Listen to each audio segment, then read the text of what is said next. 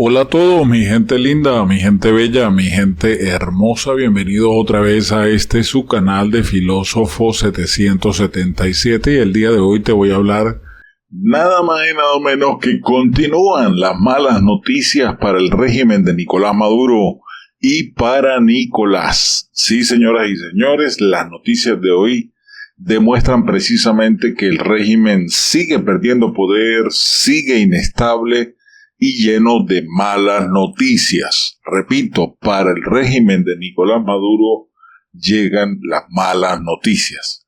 Así que quiero que te quedes hasta el final porque, como siempre, la última noticia bastante interesante. Quiero comenzar con una pregunta el día de hoy. Y la pregunta es: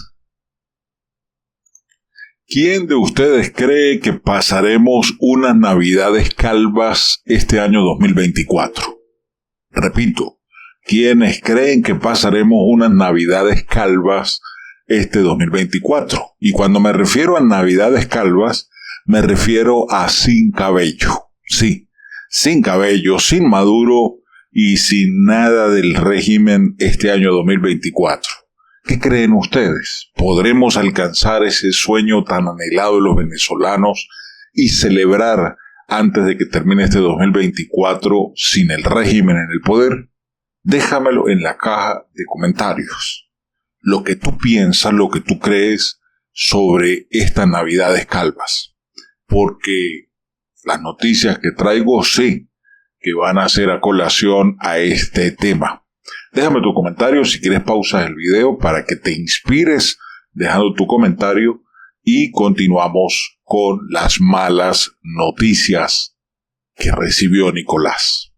Bueno, una de las primeras noticias y muy interesantes el día de hoy sobre el tema tiene que ver con Chuo Torrealba, el exsecretario de la Mesa de la Unidad Democrática. Este señor, que ha sido también criticado muchas veces, ha planteado una postura un poco realista y neutral. ¿A qué me refiero? Presten atención a lo que dice Chuo Torrealba y ya lo vamos a analizar. Un presidente juramentándose sin mostrar los soportes de legitimidad. Otro presidente juramentándose sin control del territorio. ¿Eso es sostenible? ¿Eso es deseable para Venezuela? Yo creo que no. Entonces, recordemos una cosa muy importante en el contexto de la preocupación de la profesora de Michele. Ciertamente, ¿no?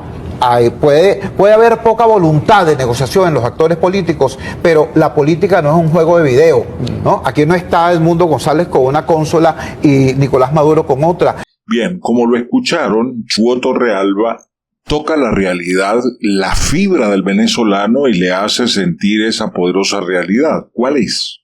No podemos tener dos presidentes. Uno que pretende robarse las elecciones, robarse el resultado de más de 12 millones de venezolanos que votamos el 28 de julio y que tiene un control de gaming, está jugando con su control creyendo que él va a ser nombrado presidente investido el 10 de enero del 2025. Ni tampoco podemos tener un presidente electo que, por muy electo que sea, no tiene control ni del territorio, ni de las Fuerzas Armadas, ni de las instituciones del país. Recuerden que antes de las elecciones yo hice un video donde les compartí a ustedes que una de las cosas más difíciles iba a ser, primero, hacer las elecciones con mucha antelación, lo que iba a generar esta ola represiva con meses de ventaja. Hubiese sido preferible que las elecciones hubiesen sido en diciembre para que hubiésemos tenido que accionar rápido antes del 10 de enero. Sin embargo, las elecciones se adelantaron. Otra de las cosas que yo les advertí a ustedes era del hecho de que estas elecciones adelantadas al mes de julio iba a traer consigo una confrontación entre el pueblo y las fuerzas militares. ¿Por qué? Porque los militares tienen que tomar una decisión. Definitivamente tenemos que recuperar las Fuerzas Armadas. No podemos seguir teniendo un presidente, vuelvo y repito, como lo dice Chugo Torrealba, con un control jugando, haciendo su juego, pero sin poder territorial. Y hay una diferencia que es necesario recalcar entre Juan Guaidó y Edmundo González. Edmundo González es el presidente electo de un proceso electoral donde triunfamos todos los venezolanos y el mundo lo sabe. Juan Guaidó fue una proclamación basado en una sentencia del Tribunal Supremo de Justicia en el exilio por un vacío de poder aplicando el cabildo abierto y el principio constitucional de que quien lo sustituye era el presidente de la Asamblea Nacional, y en ese momento era Juan Guaidó. ¿Por qué hablo de estos dos panoramas? Porque actualmente tenemos que tocar el piso y sentir eso, pero no para desanimarnos, al contrario, para que sigamos impulsando la siguiente fase, y es la fase que tanto María Corina Machado ha enfocado. Hay que demostrarle a Maduro que el costo de su permanencia en el poder le va a salir más caro a que él decida irse y dejar a Venezuela libre. Y ese punto está creciendo cada día más. Y allí entramos con la segunda noticia, porque tiene que ver precisamente con esto. Y es que el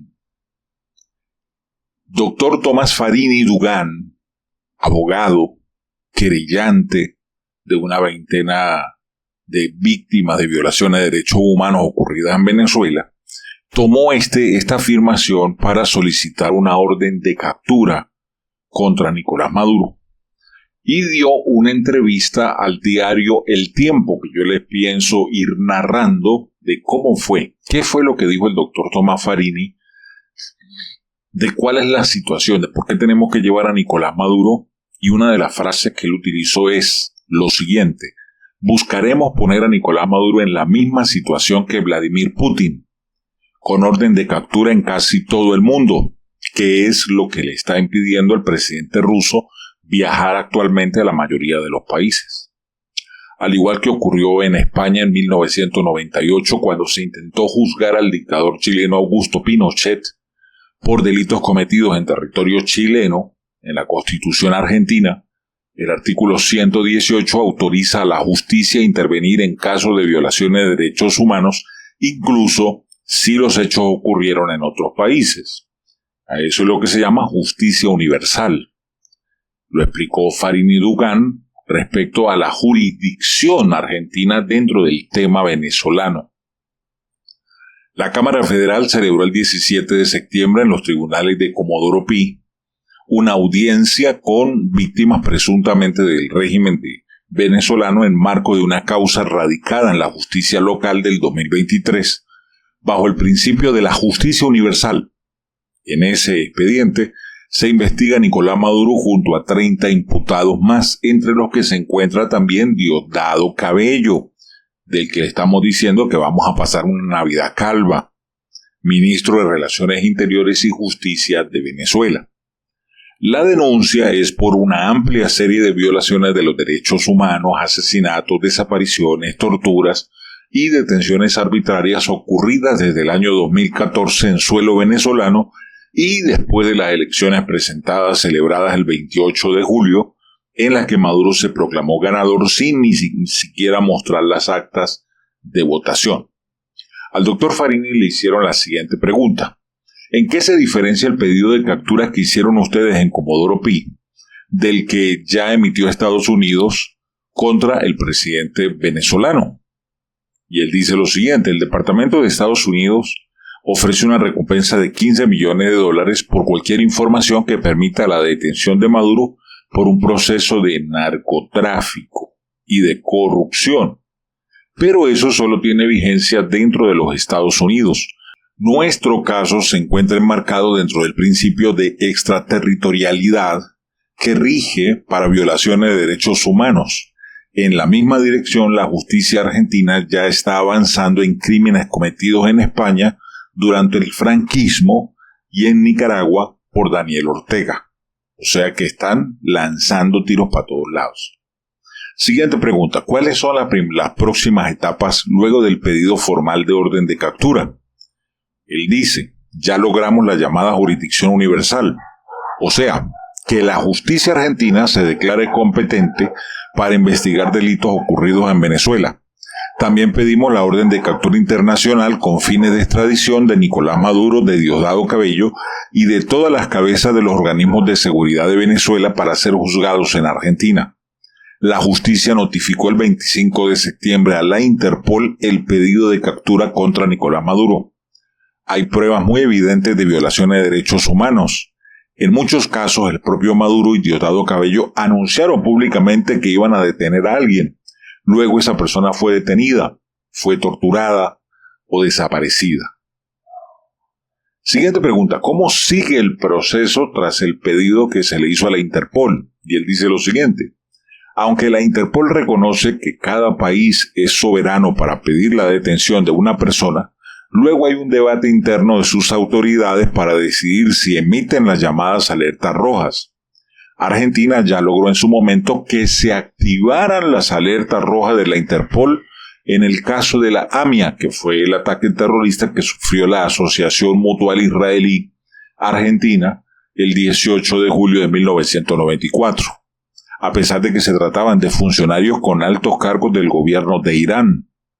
Además, pensamos avanzar también en la Corte Penal Internacional, pero ahí ya hay otros procesos contra las autoridades chavistas y están más trabadas las gestiones. Siguiente pregunta. ¿Cuáles son los casos más graves entre la veintena que está exigiendo? Y él dice, no podemos dar nombres ni datos de las personas, pero hay una persona acusada por el chavismo a la que no pudieron detener en Venezuela. Entonces arrestaron a la madre y al hermano y los torturaron en el centro de detención del Helicoide. Hay otros casos de gente que presenció homicidios. Hay otra persona, miembro de una organización caritativa llamada Corazón Valiente, que fue acusada de integrar una organización terrorista. Lo secuestraron, lo torturaron en el Helicoide, lo sometieron a picanas, le hicieron el submarino. Luego arrestaron a su madre y torturaron a ella, a menores de edad, delante de él, para forzarlo a declarar. Siguiente pregunta. ¿El pedido de ustedes de captura internacional de líderes chavistas coincidió el de Maduro contra el presidente Javier Milei? ¿Hay aquí algún paralelo? Y él respondió, nada que ver. Primero, el caso del avión venezolano del que habla Maduro tenía pedido de secuestro por los Estados Unidos. Por eso fue incautado y enviado a los Estados Unidos.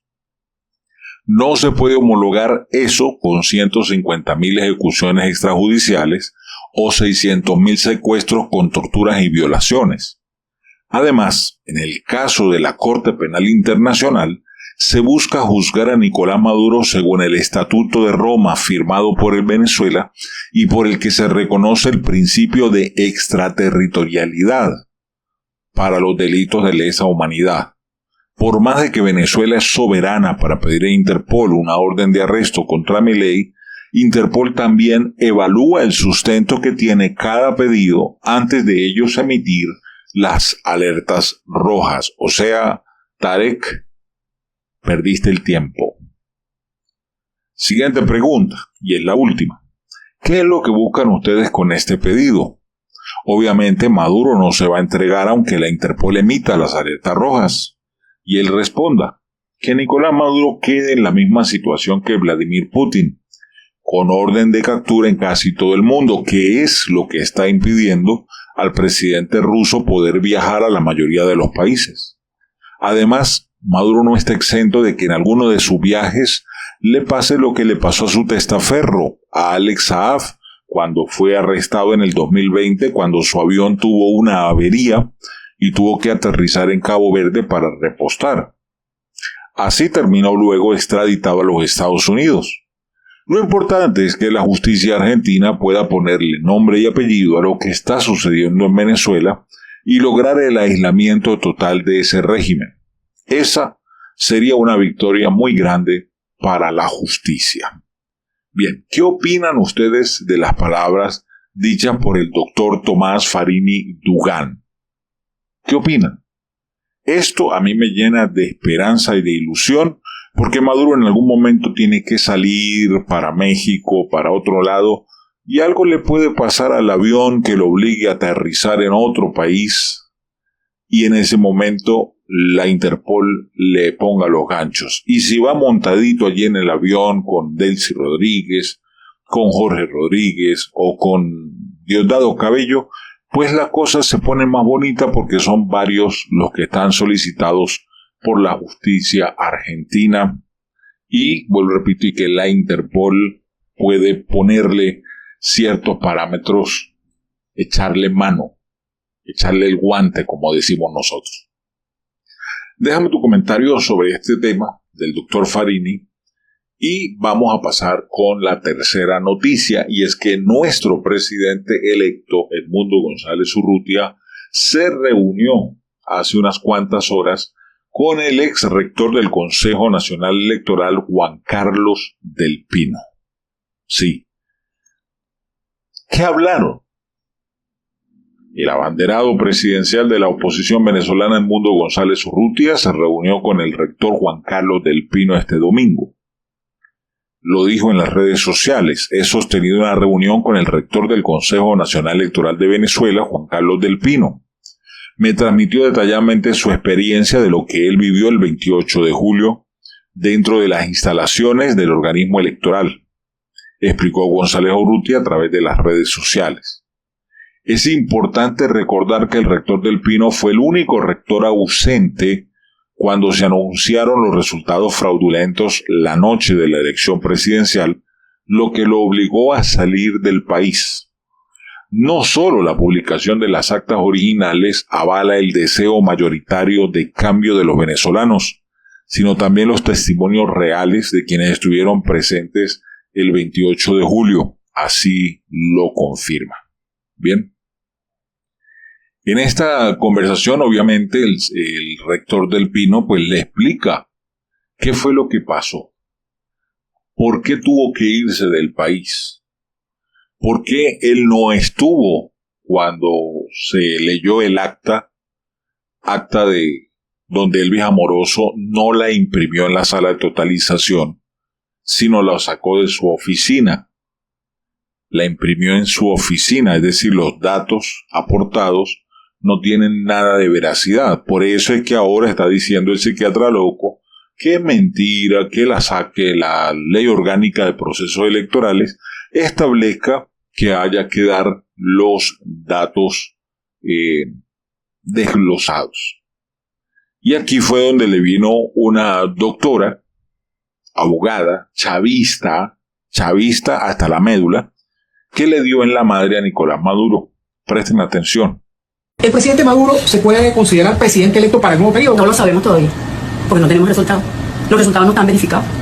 O sea que no es... Vuelvo a repetirte. En términos estrictamente legales, hasta tanto no se publiquen los resultados desagregados, se cierne una duda razonable sobre los resultados que leyó el CNE. O sea que no hay presidente electo mientras no se cumplan con los requisitos constitucionales, legales, y el CNE cumpla con su trabajo, el proceso no está culminado. Imagínate el peligro, y pone en duda la legitimidad de origen del presidente electo, sea uno o sea otro, porque en este caso yo no estoy favoreciendo a uno u otro, yo estoy haciendo un análisis del proceso. Quien tenga la razón tiene que contar los votos. ¿Qué sería lo más sano? Que el CNE abriera las cajas, porque tiene el voto físico. Bien, allí, como lo vieron, señoras y señores, está precisamente esta doctora María Alejandra Díaz, quien es chavista, vuelvo y repito, tiene un programa en venezolana de televisión que se llama Leyes del Pueblo. Ha salido varias veces en el programa de La Hojilla, entre otros programas decadentes de venezolana de televisión.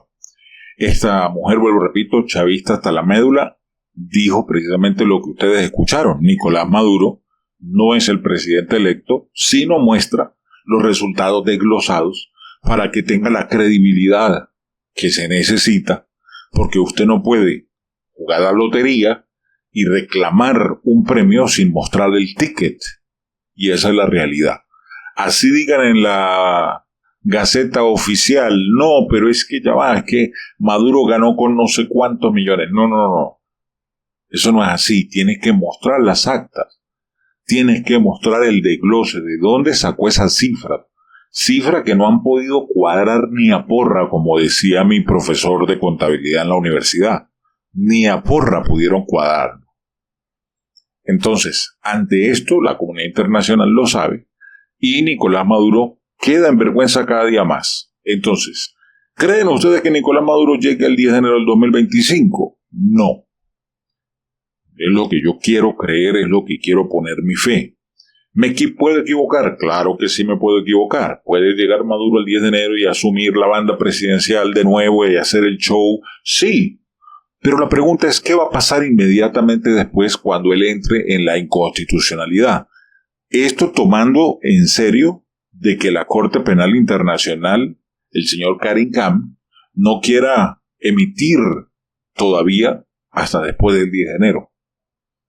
Dado el supuesto negado de que Karim Khan quiera mantener a Maduro todavía en el poder. Otra minita de oro, uno no sabe, ¿verdad?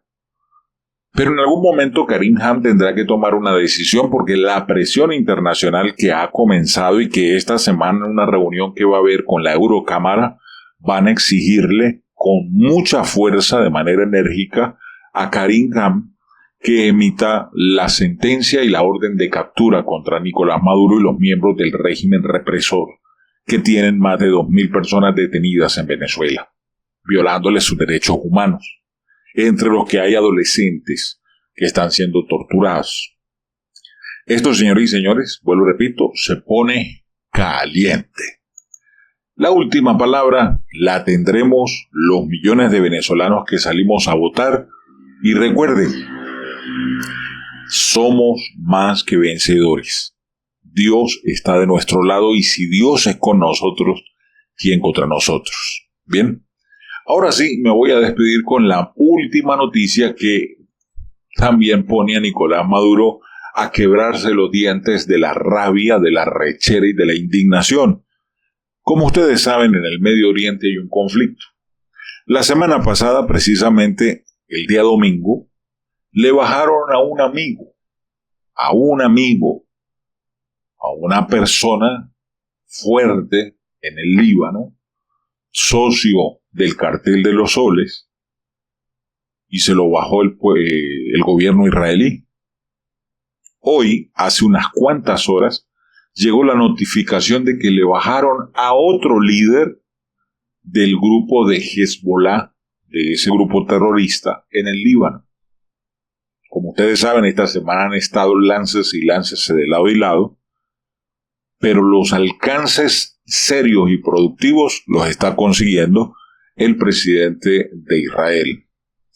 Quiero que sepan que el ejército israelí acaba de confirmar que el día de hoy murió Haider Ali Tawil, quien era el comandante de la compañía Karfila del grupo chií Hezbollah, al que atribuyeron la responsabilidad de disparar cientos de proyectiles y misiles antitanques contra las comunidades del norte de Israel. Ali Tawil murió en un bombardeo de las fuerzas de aire israelí.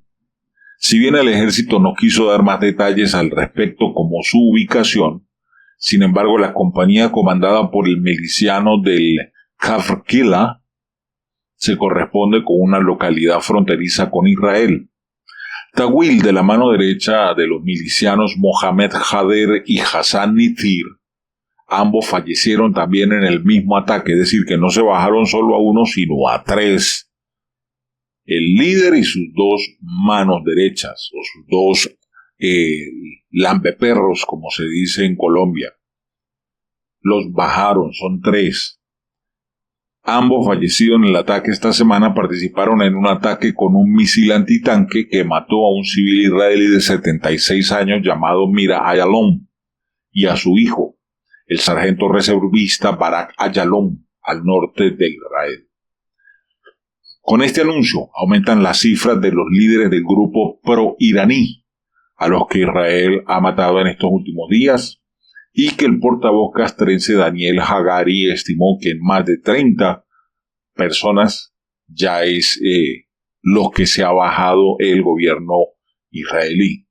En total, Hagari aseguró que las Fuerzas Armadas ya han también aniquilado 440 combatientes de los grupos israelí, de los grupos rebeldes, de los grupos terroristas. 440 terroristas menos se los han bajado allí del Líbano. Mientras que Israel, en los ataques de hace unos días, perdieron 9 soldados israelíes y uno está gravemente herido. Imagínate, 440 contra 9. Échele pluma. Estamos impulsando a Hezbollah hacia el norte. Algunos terroristas ya huyeron, otros están siendo derrotados por nuestras tropas en combates a corta distancia, dijo el vocero israelí. El jefe de Estado Mayor del Ejército, Herzi Halevi, también lanzó anoche un comunicado en el que instó a que las Fuerzas Armadas tienen que continuar aplicando presión sobre el grupo terrorista Hezbollah y hacer daños adicionales y continuos al enemigo sin ningún tipo de concesión y sin darle ningún respiro a la organización. Esto debe tener a Maduro, a Tarek y a todos ellos molestísimos. Durante los movimientos de las tropas al sur del Líbano, los uniformados de la 98 División destruyeron un túnel con unos 250 metros que se encontraba a unos 300 metros de la frontera entre el Líbano e Israel. Ahí era donde se camuflaban y por allí pasaban a atacar a los israelitas. Bueno, le acabaron el túnel de 250 metros. Repito, más dolor, arrechera y impotencia para Nicolás. Le bajaron al amigo y a sus 2 compañeros. Hader Ali Tawil, te fuiste a acompañar al Sambo de Sabaneta, a Fidel Castro y a todos aquellos chavistas que están acompañándolo allá en la sexta, de donde no volverán. Bien, dime qué piensas sobre estas noticias. Como siempre, te recuerdo que si no quieres perderte ninguna, me sigas en mi canal de WhatsApp, enlace en la descripción, o búscame en la pestaña Novedades de WhatsApp como Filósofo777, sígueme en Telegram como Filósofo777 y en Instagram como Filósofo777USA. Un abrazo rompecostillas, bendiciones, hasta la próxima.